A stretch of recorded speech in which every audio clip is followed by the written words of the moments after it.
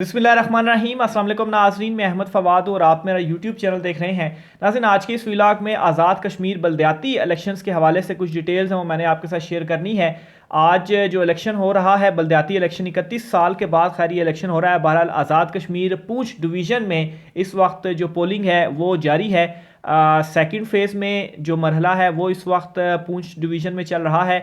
First मरहले में मुजफ्फराबाद में जो है वो अनाउंस हो चुका है नतीजा, और इसके बाद जो तीसरा फेज़ होगा उसमें जो मीरपुर है वहाँ पर इलेक्शन होगा। बहरहाल कुछ फिगर्स हैं मेरे पास, वो मैंने आपके सामने रखनी है कि जो पूंछ डिवीज़न है यहाँ पर इस वक्त क्या सूरत हाल है, कौन जीत रहा है, किसकी नशिस्तें यहाँ पर ज़्यादा होने जा रही हैं। और इसके अलावा अब तक चूँकि इस वक्त भी पोलिंग स्टेशन जारी है, लेकिन चूँकि तकरीबन 950 के करीब सीटें हैं यहाँ पर, तो रिज़ल्ट मुरतब होते होते काफ़ी ज़्यादा टाइम लगेगा। लेकिन कुछ डिटेल्स जो मैंने ग्राउंड रियलिटीज़ हैं वो मैं आपके साथ शेयर करना चाहूँगा कि कौन वहाँ पर ज़्यादा तगड़ा है और कौन ये इलेक्शन जो है वो जीत रहा है।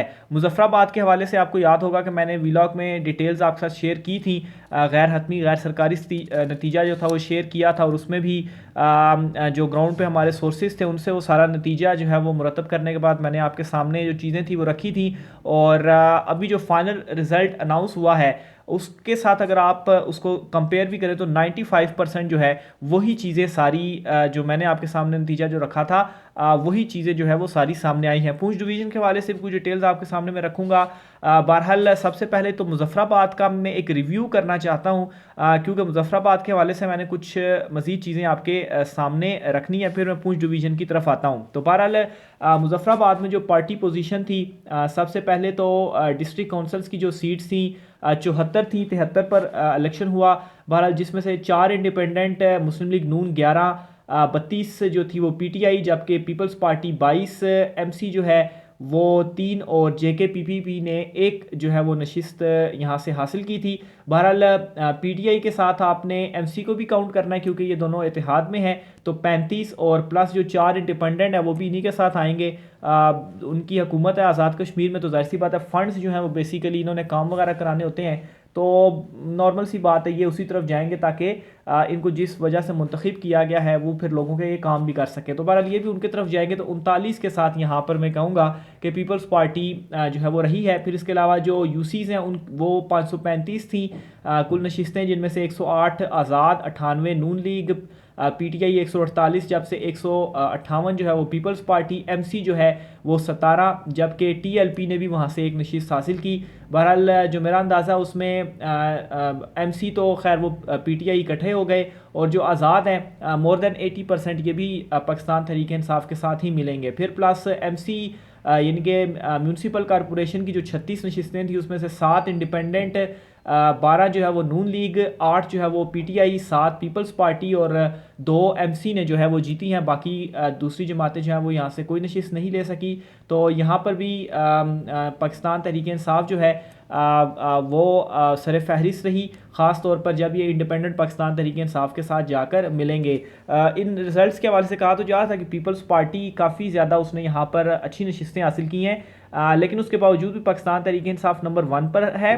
और प्लस जब ये आज़ाद उम्मीदवार शामिल होंगे पाकिस्तान तहरीक इंसाफ में, तो उसके बाद पाकिस्तान तहरीक इंसाफ की यहाँ से भी जो पोजीशन है वो मज़ीद मजबूत हो जाएगी। बहरहाल म्यूनसिपल कमेटी की 10 में से 1 नून लीग, 4 पीटीआई और 5 जो है वो पीपल्स पार्टी ने, जबकि टाउन कमेटी की 14 में से 2 आज़ाद, 5 नून लीग, 5 पीटीआई और 2 पीपल्स पार्टी ने जो है वो हासिल की हैं। बहरहाल ये तो एक फ़ाइनल रिज़ल्ट जो हैं वो ईसीपी की वेबसाइट के मुताबिक और जो है वो मैंने आपके साथ शेयर कर दी है। बहरहाल इसमें अब मामला ये है कि कहा यह जा रहा है कि शायद यहाँ पर पीपल्स पार्टी ने बहुत अच्छा जो है वो कोई परफॉर्म कर लिया है, लेकिन एक चीज़ के ऊपर सारे मुतफिक हैं कि जो नून लीग है वो बड़े बुरी तरीके से यहाँ से पिटी है। हालांकि ये जो मुजफ्फराबाद है यहाँ पर एक तो पाकिस्तान तहरीक इंसाफ डिवाइडेड थी, ख़ास तौर पर जो टिकटों की तकसीम थी वो कुछ उस तरीके से नहीं की गई। इसी वजह से आपने देखा भी है कि जो आज़ाद उम्मीदवार है वो बड़ी भारी तादाद में यहाँ से जीते हैं,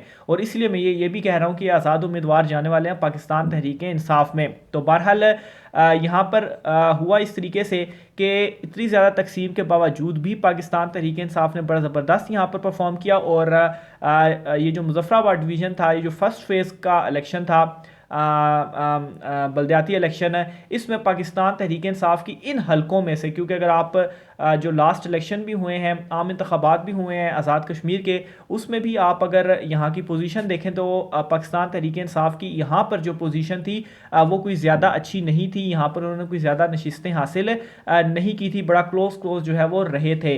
तो यहाँ के बारे में पहले ही ये प्रिडिक्ट किया जा रहा था कि पाकिस्तान तहरीक इंसाफ शायद यहाँ से उस तरीके से नशिस्तें ना लेकर जा सके, लेकिन उसके बावजूद भी पाकिस्तान तहरीक इंसाफ की यहाँ पर लोकल बॉडी इलेक्शन बड़ी ज़बरदस्त जो है वो परफॉर्मेंस रही है।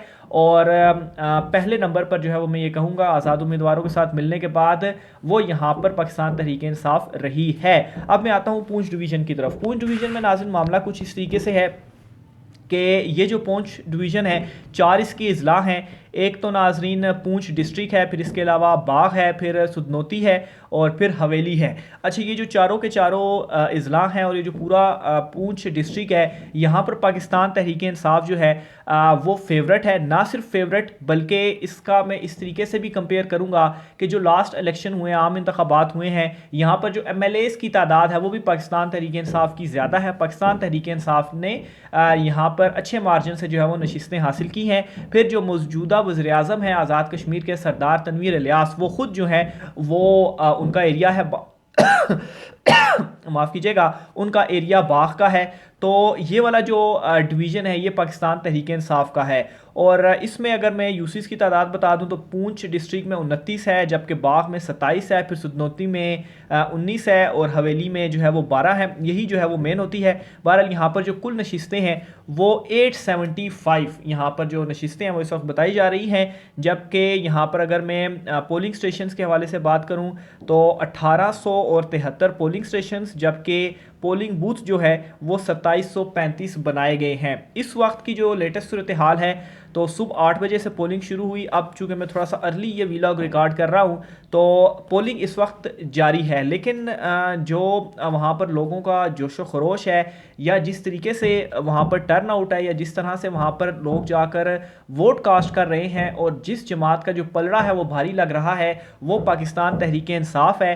और इस मरतबा की मेरी जो प्रिडिक्शन भी है और जो ऑन ग्राउंड जो रियलिटीज़ हैं या ग्राउंड के रिजल्ट्स के मुताबिक, चूँकि अभी ज़ाहिर सी बात है वो मुकम्मल होंगे वोटिंग, फिर उसके बाद जो है वो कुछ गैर सरकारी गैर हतमी नतीजे जो है वो सामने आएंगे और उस बेस के ऊपर ज़्यादा बेहतर एनालिसिस जो है वो मैं तब भी करूँगा। लेकिन अभी चूँकि पोलिंग जारी है और इस पोलिंग में जो लोगों का टर्न आउट है उसके मुताबिक मैं ये प्रिडिक्ट जो है वो कर सकता हूँ कि मोर देन 60% जो सीट्स हैं यहाँ पर पाकिस्तान तहरीक इंसाफ जीतने वाली है इस डिवीज़न के अंदर। एक तो ये वैसे भी पाकिस्तान तहरीक इंसाफ का ही डिवीज़न है यहाँ पर सरदार तनवीर इलियास ने, और यहाँ पर वो वाला मामला नहीं है जो कि मुजफ्फराबाद में था या जिस तरह से खुलकर मुजफ्फराबाद में था, यहाँ पर उस तरह से तकसीम नहीं है। और सरदार तनवीर इलियास चूँकि ख़ुद इसके ऊपर ज़्यादा फोकस थे तो ये वाला जो डिवीज़न है ये पाकिस्तान तहरीक इंसाफ की साइड पर जाने वाला है। और मोर देन 60% की जो इस वक्त जो चीज़ें या जो टर्नआउट सामने आ रहा है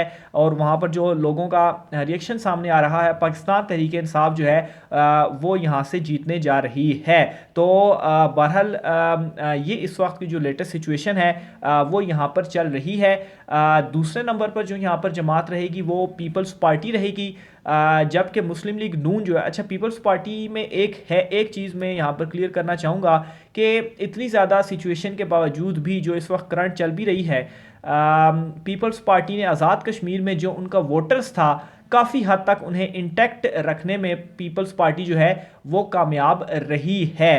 बहरहाल बहुत सारा वोटर्स उनका टूटा ज़रूर है, वो पाकिस्तान तहरीक इंसाफ की तरफ भी गया है। इसी तरह से मुस्लिम लीग नून का भी जो बहुत सारा वोटर है वो टूटा, और मुस्लिम लीग नून तो मुकम्मल तौर पर यहाँ से तबाह हुई है। लेकिन उसके बावजूद भी पीपल्स पार्टी ने काफ़ी हद तक, क्योंकि एक तो सीनियर लीडरशिप भी है और वहाँ पर आज़ाद कश्मीर के अंदर भी जो उनके कुछ सीनियर रहनुमा हैं उन्होंने ये चीज़ में काफ़ी ज़्यादा उनको कामयाबी मिली है कि वोटर्स को इंटैक्ट करने में वो कामयाब रहे हैं। तो सेकंड जो है वो इस डिवीज़न के अंदर पीपल्स पार्टी और फिर उसके बाद मुस्लिम लीग नून का नंबर आएगा, जबकि MC जो है वो अगेन पाकिस्तान तहरीक इंसाफ के साथ चूँकि इत्तेहाद में है, तो ये जो डिवीज़न है वो वहाँ पर इमरान खान साहब की तरफ जो है वो ज़्यादा झुकाव नज़र आ रहा है। बहरहाल इस हवाले से मज़ीद जो भी डिटेल्स होंगी, फाइनल जो रिज़ल्ट्स होंगे उस हवाले से भी मैं, या जो रिज़ल्ट हैं वो एटलीस्ट चूँकि ज़ाहिर सी बात है 8:45 नशिस्तें हैं, तो आहिस्ता आहिस्ता ही सामने या ज़्यादा टाइम जो है वो इसमें लगता है, लेकिन उसके बावजूद जो ग्राउंड रियलिटीज़ सिचुएशन रहेगी, एक मरतबा से पोलिंग ख़त्म हो जाए उस पर भी मैं आपको आगाह रखूँगा। आज की वीडियो से मुझे इजाज़त दीजिए। अल्लाह हाफ़िज़।